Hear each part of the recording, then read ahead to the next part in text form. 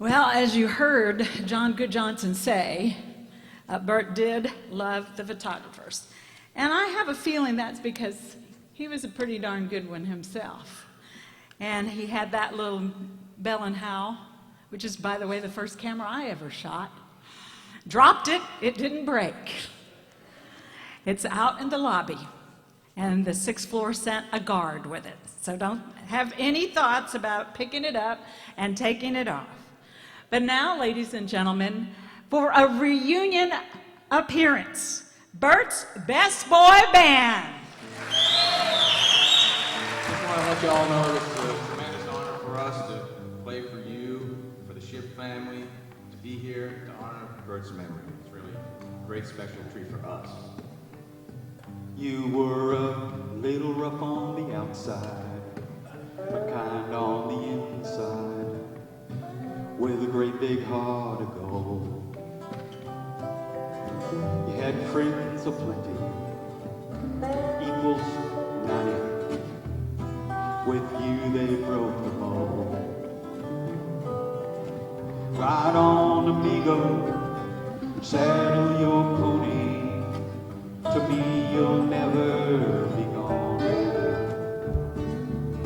Ride on, amigo, we'll tell your story, and you'll never be gone. Horse ride on, ride on. Well, my first horseism that I remember was when I first started at Channel 8 in '82. One day Bert was angry at me, one of many times, and I was coming through the newsroom, and I heard, "Young man, go over here." So I walked over to his desk. He said, "You see this desk?" I said, "Yes, sir." He said, "You see that assignments board?" I said, "Yes, sir." He said, "Well, it may not look like much to you, but over here, I have peed in all 4 corners." Well, needless to say, after that, I never forgot it. And I knew who ran that newsroom. Ride on, amigo, saddle your pony. You will never be gone. Ride on, amigo, we'll tell your story, and you'll never be gone. Horse ride on.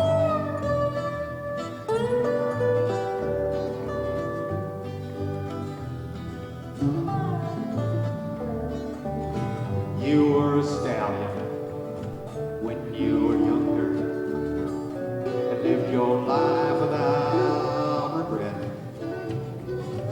You taught us all by your example, and you're with us yet. Ride on, amigo, up there in glory. To me, you'll never be gone. Ride on, amigo, we'll tell your story, and you'll never be gone. Horse ride on, ride on,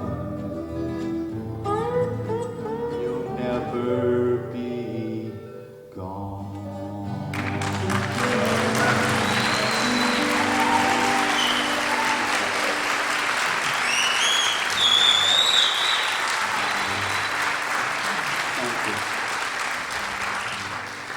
Born in Mexico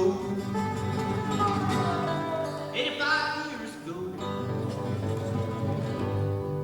I ran away for the first time when I was 4 years old. My home was on my bike. I don't get into the highway and put back to it my railroad track. I've got a girl in Cincinnati, got a woman in San Antonio. Always love girl next door, any place is home I'm reborn, man. My home's on my back.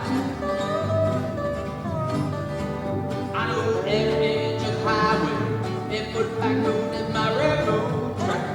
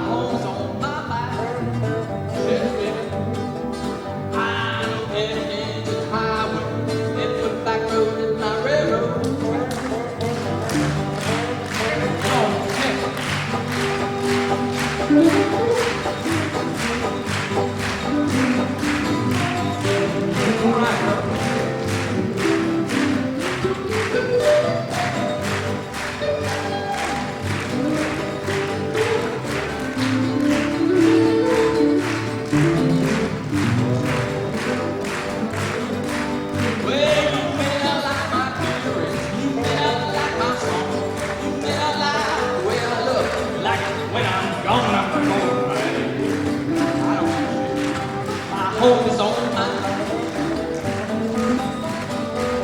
I know every inch of highway, it put back road in my railroad track. I know every inch of highway, it put back road in my railroad track.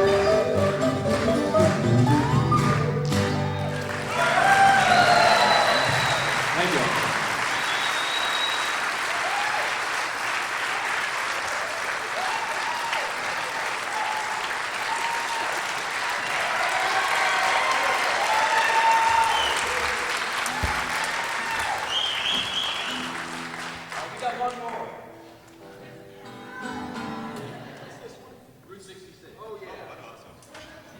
God, I'm living in Amarillo now. We got a road up there called Route 66. Y'all come through when you're going to Colorado. Everybody goes through Amarillo going somewhere else. We don't really go to Amarillo. But, oh yeah, I went through there. I think, yeah, Dumas, yeah, somewhere up there. Anyway, we got a Route 66. We're going to do it, and then we're going to get out of here and let some pros get up here. We appreciate it. Here it comes. Why, you want one? Oh, we'll come up with something.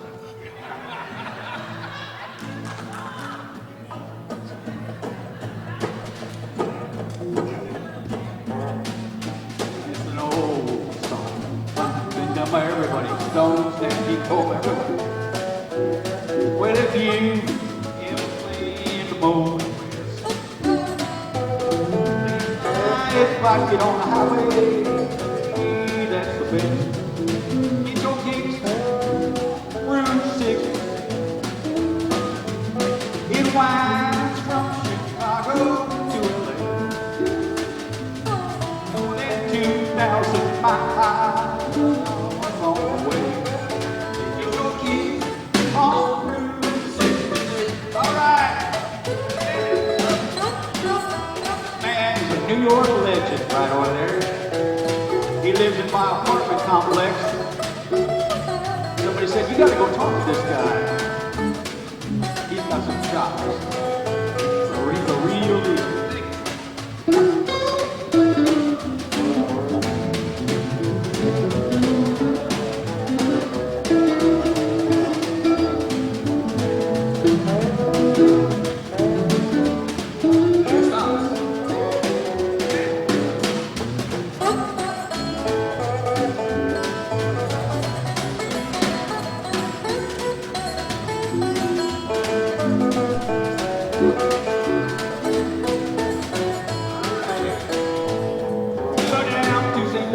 Joplin, Missouri, Oklahoma City, it ain't so pretty. Y'all see Amarillo, Kalamazoo, Mexico, Arizona, don't forget Pomona.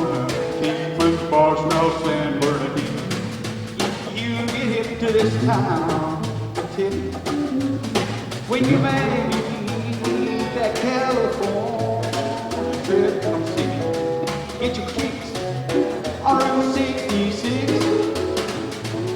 Take a pic on Route 66. These are pics on Route 66. Thank you all very, very much. Thank you.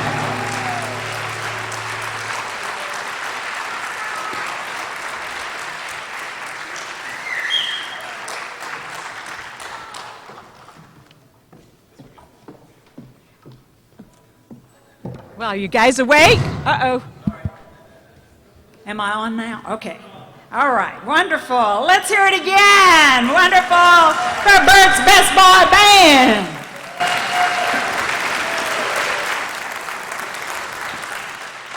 Great to see you guys, and that was wonderful. I thought I was going to have to jump up and say, remember, this is not a funeral, okay?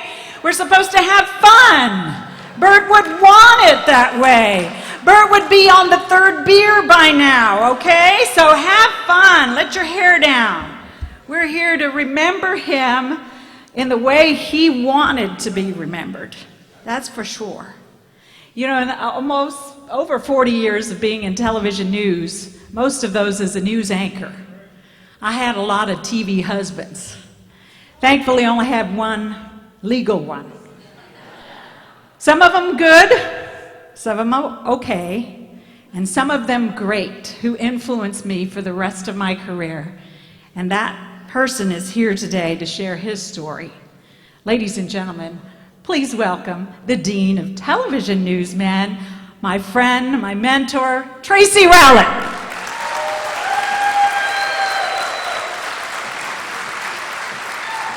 And the only guy that used to call me kid. Boy, I miss that.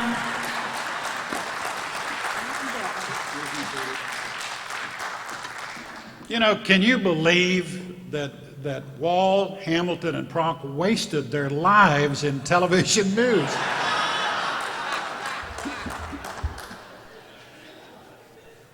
Very, very early one morning back in the 70s, I was crashing a series. I was working feverishly at my desk in a small office I shared with Byron Harris in the old Channel 8 newsroom.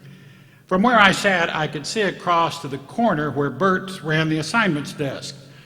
So I watched this very early morning as Bert staggered in, carrying the bag of burglar tools that he kept for that other job as either a private detective or maybe a burglar. I never was really sure. But this morning, Bert was in a very bad way. Not hungover, yet still a little bit wobbly from his all-nighter with the senior side of Dallas. And believe me, Bert was on a first-name basis with the senior side. It was from that senior side that we got an awful lot of our news tips.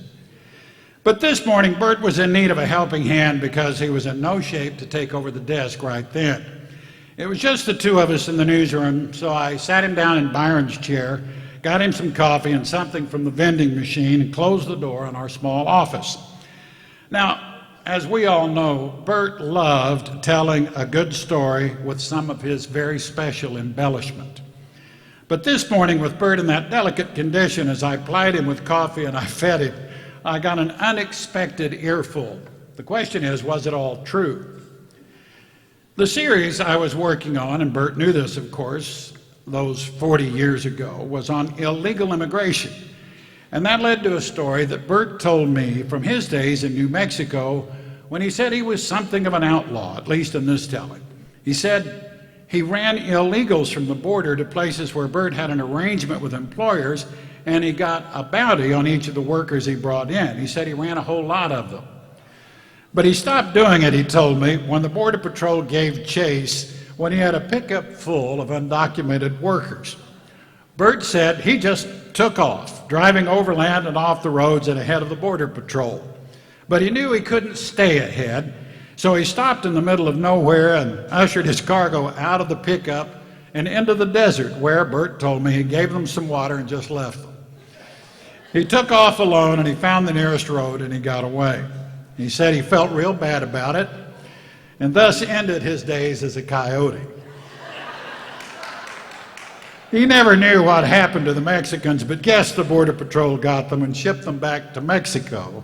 And after that, Bert said he found other nefarious ways to supplement his income. I'll just tell you that over the years, in more sober moments, I asked Bert if any of that story was true, and he would just smile and say, "Hoss, I've done a lot of things." When I first arrived at WFAA in early 1974, that place was in great transition. Marty Haig had been named the news director just months earlier, and after promising there wouldn't be any changes, started firing people and bringing in a new staff.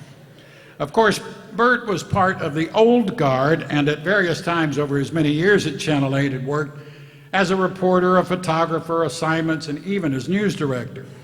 No one I ever knew had more working knowledge of Dallas and of Channel 8. He knew where the bodies were buried, and I mean literally. But Marty, in those early days, really didn't know Bert and had moved him to late day assignments editor, and even Bert thought his days at Channel 8 were numbered. The guy who replaced Bert on the dayside desk, and he'll remain nameless, was simply not cut out for that job. You have to have a tough hide to be a good assignments editor. You also have to be smart. You have to be capable of some serious multitasking. You have to know how to juggle people and juggle assignments, and you have to know a little something about the skill sets of the reporters and the photographers. And to be really good, of course, you have to be able to facilitate stories, make a few calls, and to know an awful lot about your city. Bert Shipp was very smart, and he could do all of those things. But his dayside replacement was just not Bert, and kept a bottle of support in his desk. By many of an afternoon, he was fried in every conceivable way. But when Bert arrived in the afternoons, everything changed. He corrected many of the day's mistakes, and he kept the station going into the night. Not one time did I hear Bert gripe about his sudden fall from grace. Not one time did he complain about his treatment, and not once did he backstab the guy who had replaced him. And as it turned out, Marty soon had to let that guy go anyway, and Bert then returned as primary assignments editor to the cheers of many of us. Byron Harris, Doug Fox, and I were all early hires by Marty. We were phased in from the early spring to early autumn in 1974, and we hit the ground running. We came to Channel 8 from the CBS affiliate in Oklahoma City, where we'd clashed with the general manager over a series that Byron had done on auto shop surcharges. Marty had also hired two photographers we'd worked with in Oklahoma City. Dave Goldberger was one of Marty's first hires, and Max Page. We all liked to work together, and we had a free hand to cover stories that we dug up. Bert wasn't really fond of that idea. You know, he had, as somebody had pointed out, already laid waste to anything around the outside of the assignments area. That was his domain. And because he didn't like our autonomy very much, he labeled us the Oklahoma Mafia, and it was a title that stuck. At first, of course, it wasn't much of a compliment, but as we churned out stories of our own, it became a title of pride, and Bert praised us and put those occasional stars by our names. One of the first big stories I did at Channel 8 was a series on bail bonding and bounties paid by bondsmen to sheriff's deputies. Bond jumpers moved to the top of the fugitive list regardless of the crimes that were being committed. And I found a guy who had worked as an unlicensed bondsman and a runner for a notorious con artist and Dallas bonding figure, Smokey Joe Smith. We researched our guy, gave him a polygraph test, which he easily passed, and put him in silhouette to protect his identity. We broke the bounty story wide open, and it was front page news on Memorial Day, 1974. But Smokey Joe recognized our informant, and he went on Channel 4 to call him out. Well, again, this was all front page stuff, and we were getting tremendous heat from Dallas County Judge Lou Sterrett, from the Sheriff's Department, and from bondsmen. And I, of course, was getting a little bit nervous. I went to Bert, and he laughed out loud, and he slapped me on the back. He said he loved my story, and he said it was long overdue. He knew all about it, of course. As to Smokey Joe, Bert had a file on him, as he did on damn near everybody you ever heard of. And he said, "Hoss, Smokey won't say any more because Smokey sure as hell doesn't want Channel 8 looking at the crap in his drawers." Well, that was pure poetry. Just what I needed to hear. And Bert was right. Smokey never said another word about our series, which eventually won some awards. But my encouragement to continue digging came from Bert. Photographer Jack Murray used to hide out when Bert was calling him to shoot something. Jack and Bert had known each other for a long time, of course, and Jack just wouldn't answer him on the two-way, just ignored him, and Bert knew it. Jack had put on some weight, and to get back at him, Bert announced in the newsroom that Jack thought moon pies and Twinkies were two of the major food groups. We had another photographer who was just a mess. We hated riding with him because his car was trashed. It always smelled bad. He was only marginal as a photographer anyway, and this guy used to eat his lunch in his car when it was 100 degrees in the shade. Bert told him to get the bologna sandwiches out from under the front seat and make sure the peanut butter was wiped off the car seat so people could at least sit out. And then Bert developed a plan. He gave the guy all the really crappy calls that came in until finally the guy quit. One day I was told by Marty to go cover a series of race-related shootings in South Dallas, and I was told to get to the bottom of a situation that was more than just a little bit tense. And Marty wanted us to do a 2-hour special on race relations that involved practically the entire newsroom. Bert liked the idea. He was very philosophical about the whole thing, and he said there were a lot of stories to do in South Dallas, but he added that historically, South Dallas was like your ass. You only touched it when you had to.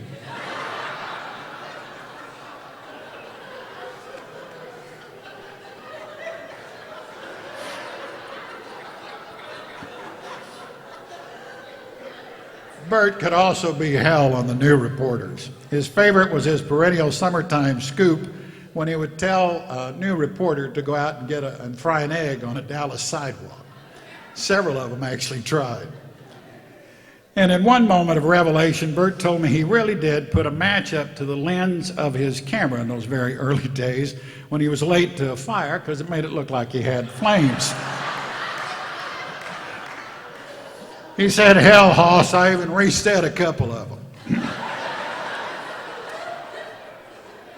Of course, as the years passed, we were all delighted when one day we looked up to see Brett on Channel 4, and Bert just beamed. Brett confirmed to me the other day that just as we had suspicioned all along, a lot of those Channel 4 stories were secretly given to him by his dad.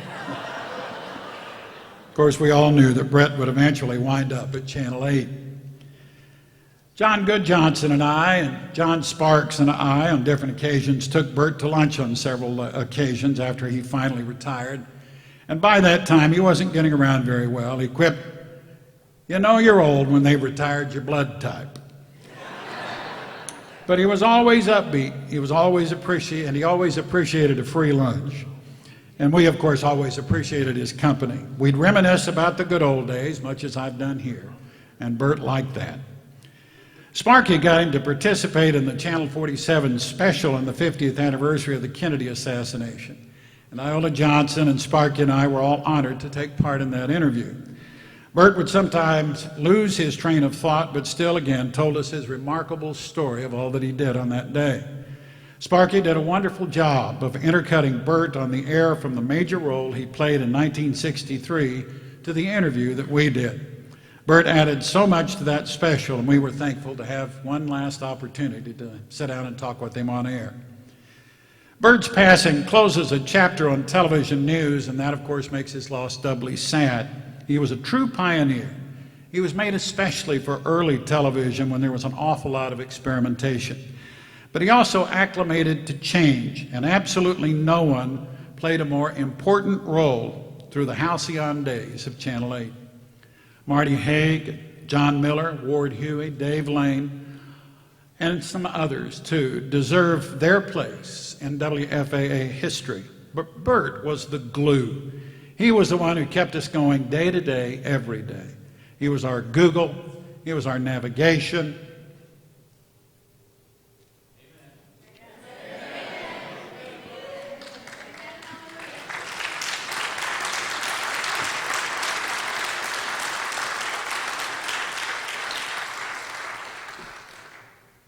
He was our Wikipedia and the best assignments editor I ever knew. Once after I'd had a little dust up with Bill O'Reilly in our newsroom that sent O'Reilly literally crying to Marty, Bert absolutely loved it. Like most of us, he was no fan of O'Reilly's. Hoss, he said, "You are now officially a stallion."